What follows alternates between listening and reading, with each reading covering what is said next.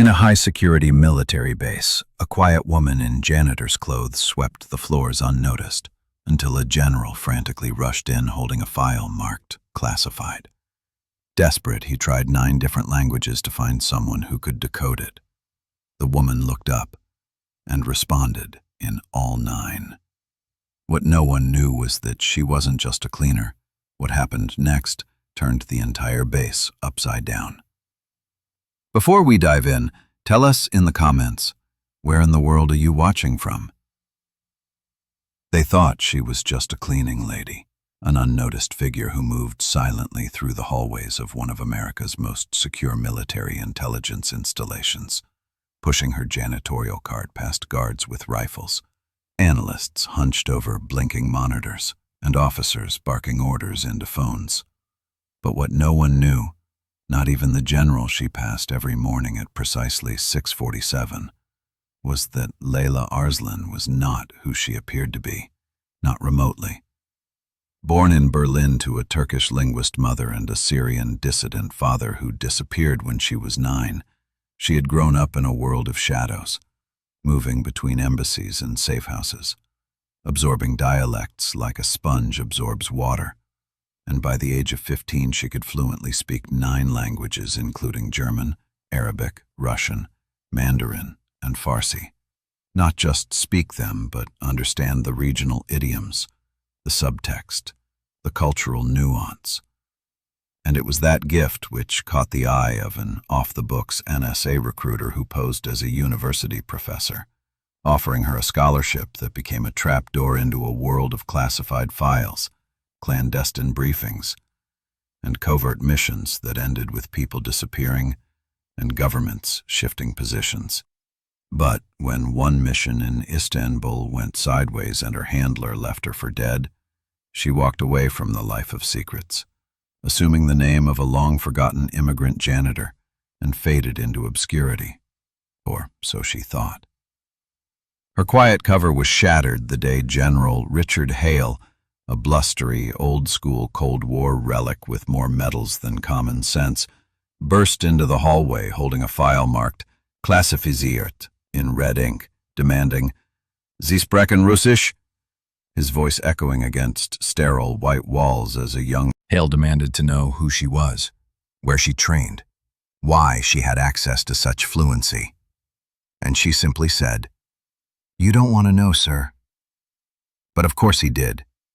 And within 48 hours, she was no longer cleaning toilets, but sitting in a glass-walled situation room, her hair down, her ID badge replaced with one that didn't exist in any database, briefing a dozen stunned generals about psychological nuances of intercepted North Korean communications and deciphering Persian metaphors in Ayatollah sermons. Yet the more she rose, the more danger followed, because someone, somewhere, remembered Istanbul, remembered the mission that failed, and wanted her signed. Threats escalated, first a message carved into the hood of her car, then a poisoned letter sent to the Pentagon mailroom. But she didn't flinch, because she'd seen worse, survived worse, and her mind was sharper than any weapon they could throw at her. The general, once skeptical, became her closest ally, vouching for her at congressional hearings held in windowless chambers where men in suits tried to discredit her past. But it was too late. She'd already solved too many puzzles, stopped too many attacks, and saved too many lives, including his own accost attempt where she intercepted a coded message from a ambassador plotting his assassination at a gala. Disguised in a red gown, a concealed transmitter sewn.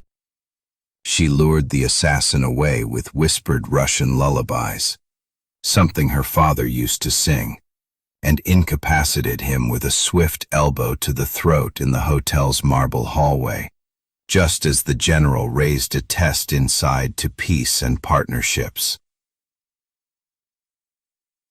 Still, the deeper she went into the system, the corruption she uncovered, rogue satellites, off-the-books surveillance, an underground AI project scraping civilian data for behavior prediction. And she realized the real threat wasn't outside the borders, but within, coiled in plausible deniability. She tried to walk away again and vanish, to return to obscurity. Confessed that his orders were to control her, or eliminate her if needed. But he was scared, because he'd seen what she could do with nothing but a phrase in Pashto and a ballpoint pen. And he didn't want to die in a hallway like the last guy who tried to cross her. Still, she spared him, told him to deliver a message instead. If they want me gone, they'll have to come themselves. And from that moment forward, she was left alone, but not forgotten.